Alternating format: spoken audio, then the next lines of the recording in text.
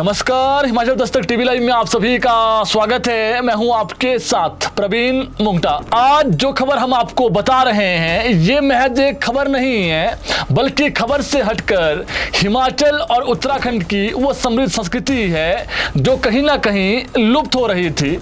लेकिन अब कुछ जगहों पर लिए जा रहे बड़े फैसलों से पुरानी समृद्ध संस्कृति, जिसमें अधिक खर्चा भी नहीं था, वो वापसी लौट रही है। उत्तराखंड के जौनसार बावर क्षेत्र से लेकर हिमाचल प्रदेश के गिरिपार और शिमला जिला के जुब्बल, चौपाल, रोहडू, डोडरा-क्वार क्षेत्र में आज भी कहीं ना कहीं पुरानी परंपराएं कुछ हद तक बची हुई है, जहां आज भी परंपरा, रीति रिवाज और सामाजिक अनुशासन को निभाया जा रहा है। वहीं अब एक और ऐसा फैसला सामने आया है जो पूरे समाज में चर्चा और विचार विमर्श का विषय बन गया है। सिरमौर जिला के शिलाई से कुछ ही दूरी पर जौनसार के खत शिलगांव ने एक बहुत बड़ा और अहम फैसला सर्वसम्मति से लिया है, जिसकी अब पूरे समाज में चर्चा हो रही है। यहाँ शिलगांव खत के सियाणा तुलसीराम शर्मा की अध्यक्षता में हुई ग्रामीणों की बैठक में कई गांवों के लिए एक साथ ही कई बड़े फैसले लिए गए हैं। अब सियाना क्या होता है आपको बताते हैं। सियाना से हमारा तात्पर्य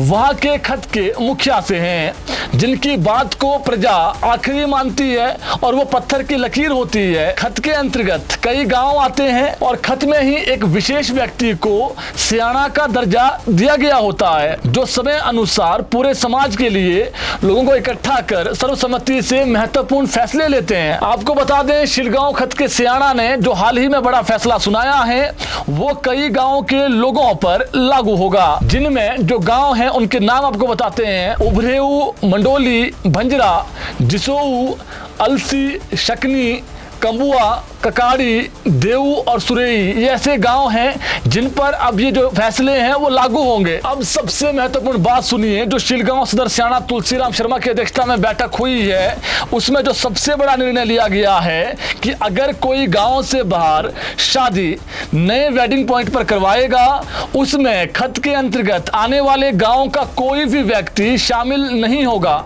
यानी बहिष्कार किया जाएगा। लेकिन इसमें महत्वपूर्ण बात यह है कि अभी 30 जून 2026 तक ग्रामीणों की मांग पर इसमें छूट दी गई है। उसके बाद अनिश्चित काल के लिए यह फैसला लागू रहेगा, फिर इसमें कोई छूट नहीं दी जाएगी। 30 जून 2026 के बाद अगर कोई व्यक्ति इस फैसले का उल्लंघन करता है तो उस वेडिंग पॉइंट वाले शादी समारोह में खत के अंतर्गत आने वाले गाँव का कोई भी व्यक्ति शामिल नहीं होगा। उल्लंघन करने वालों पर 1 लाख रुपए तक का जो जुर्माना है वो लगेगा। उसके साथ ही जो व्यक्ति उसका साथ देगा उसको भी 50,000 रुपए का जुर्माना रहेगा। वहीं दूसरा फैसला, शादी, विशु मेला या खत के सामूहिक त्योहारों में महिलाएं केवल कान में झुमके, तुंगल, नाक की फुली, मंगलसूत्र, पायल और अंगूठी ही पहन सकेगी। इसके अलावा अधिक सोने के आभूषण पहनने पर रोक रहेगी। तीसरा सबसे बड़ा फैसला, किसी भी शादी समारोह में खत के अंतर्गत जितने भी गांव हैं जो हमने नाम आपको बताएं, इसमें जब भी शादी समारोह होगा कोई भी डीजे शादी समारोह में नहीं बजेगा। अपने लोकल वाद्य यंत्रों के साथ ही शादी करवाई जाएगी। सिर्फ एक माइक की अनुमति होगी, बाकी कुछ भी नहीं। ढोल नगाड़ों के साथ ही पुराने रीति रिवाज से लोग शादी करवा पाएंगे। बच्चों और जो बुजुर्ग हैं उनकी सेहत को देखते हुए खत के अंतर्गत आने वाले जितने भी गांव हैं उसमें जब शादी समारोह होगा, उस शादी समारोह में फास्ट फूड पर पूर्ण रोक रहेगी, यानी शादी समारोह में फास्ट फूड जो है वो नहीं दिया जाएगा। बाकी शादी में मिठे के रूप में सिर्फ रसगुल्ला या फिर जलेबी देने की ही अनुमति होगी। एक और बात, शादी में बियर पर पूर्ण रूप से रोक रहेगी। और एक बड़ा फैसला, खत के अंतर्गत गांव में दुखद अवसरों पर महिलाएं अपने किसी सगे संबंधी के घर नहीं जाएगी। गांव के लोगों की पीड़ा उसकी पीड़ा होगी।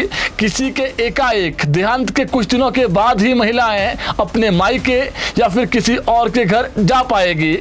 जिस दिन दुखद घटना गांव में घटी होगी उस दिन नहीं जा पाएगी। यह कुछ ऐसे फैसले हैं जो शिलगांव खत के सियाना तुलसीराम शर्मा की अध्यक्षता में ग्रामीणों की मौजूदगी में लिए गए हैं, और जो भी अब इन फैसलों को नहीं मानेगा उन पर सर्वसम्मति से 50,000 से लेकर 1 लाख रुपए तक का जुर्माना रहेगा। शादी में डीजे बंद, बियर बंद से लेकर शादियों में कम आभूषण पहनने का यह फैसला सच में ऐतिहासिक है और लोग इस फैसले की सोशल मीडिया पर प्रशंसा कर रहे हैं। बाकी आप भी जरूर बताएं कि क्या ये फैसला जो सियाना की अध्यक्षता में लिया गया है, जिसमें गांव के ग्रामीण भी उपस्थित थे, क्या यह सामाजिक फिजूलखर्ची रोकने की एक मजबूत पहल है या फिर व्यक्तिगत स्वतंत्रता पर सख्त नियंत्रण? क्या परंपरा के नाम पर समाज को अनुशासन की जरूरत है या फिर समय के साथ बदलाव भी उतना ही जरूरी है?